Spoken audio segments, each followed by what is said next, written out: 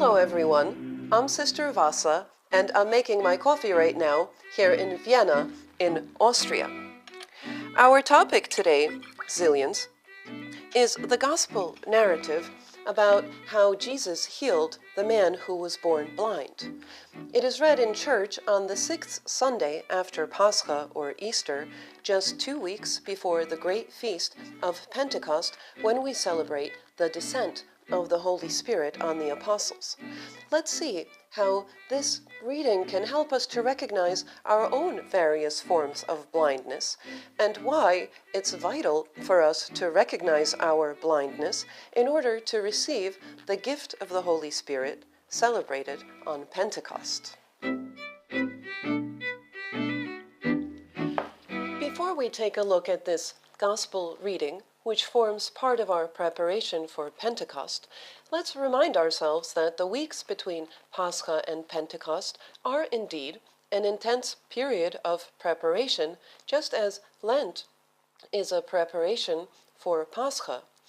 You know, many of us devote time and energy to intensify our prayers and spiritual mindfulness during Lent, but then, after reaching Pascha, we tend to weaken these efforts and return to business as usual until next year's Lent, as if Christ's death and resurrection were the end of the story of Christ's salvific works for us.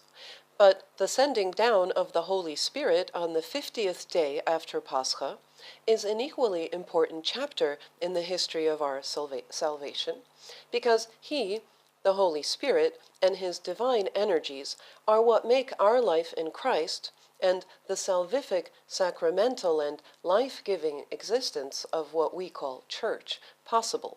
So let's try to regain our focus and pay attention in the weeks before Pentecost so that our eyes will be open to the vision and gift of that great feast.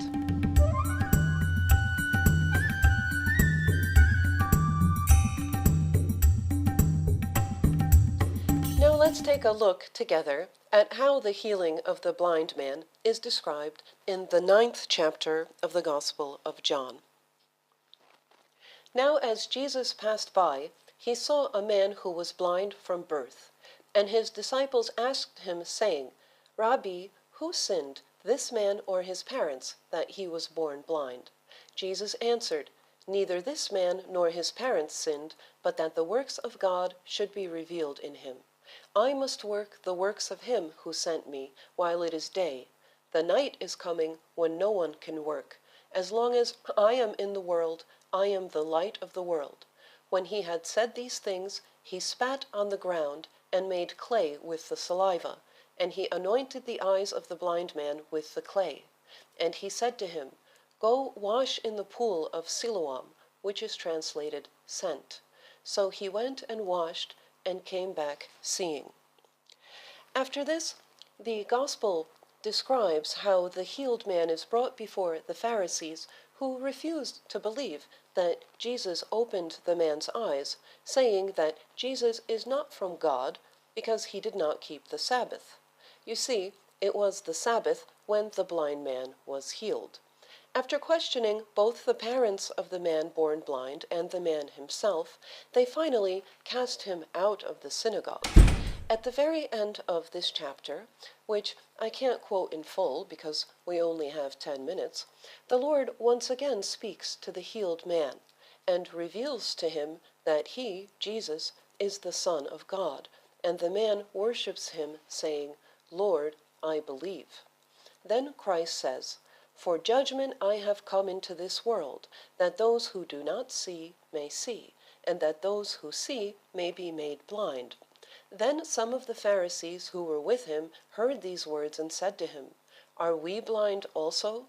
Jesus said to them, If you were blind, you would have no sin, but now you say, We see.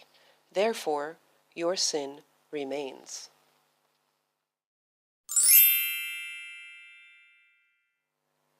So, this 9th chapter in the Gospel of John describes human blindness, both physical and spiritual. The chapter concludes with the Lord condemning the Pharisees because of their claim that they see. If you were blind, he says, you would have no sin, but now you say, we see. Therefore, your sin remains.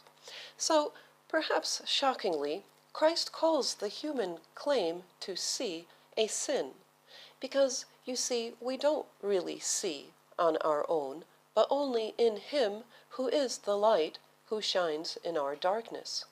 In fact, today we know that we don't have the capacity to really see, even on the physical level, from the findings of modern science, particularly Einstein's theory of relativity, which relativizes our perception of space and time, and also quantum mechanics, which can be measured, though not explained, according to the baffling phenomenon of probability.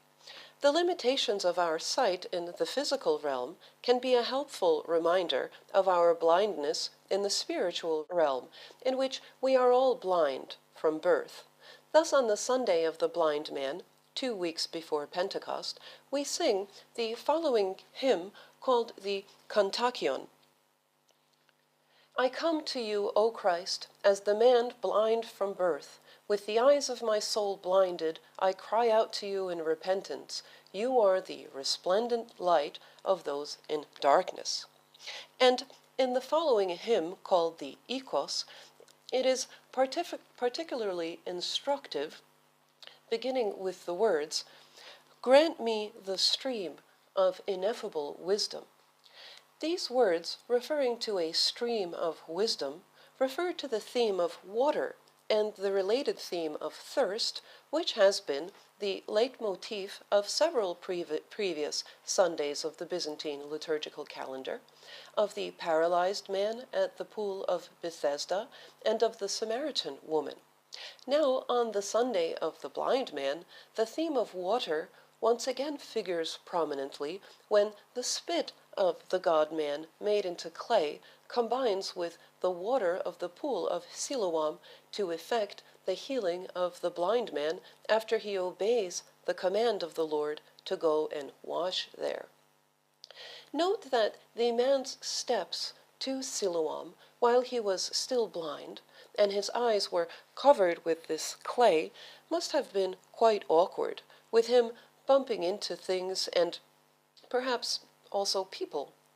But his own action, however clumsy, combined with an act of God, brought him to the pool and to vision. So, 2 weeks before Pentecost, when we'll celebrate the gift of the Holy Spirit, we are not only called to recognize our blindness and to thirst for sight or wisdom, as the Ikos says, grant me the stream of wisdom, realizing this to be a gift of the Holy Spirit. We are also called not to be discouraged as we make our journey with God's help, despite the obstacles we might bump into along the way. That's it for today, ladies and gentlemen. Check out our website, www.coffeewithsistervassa.com, and I hope to see you next week. Thank you.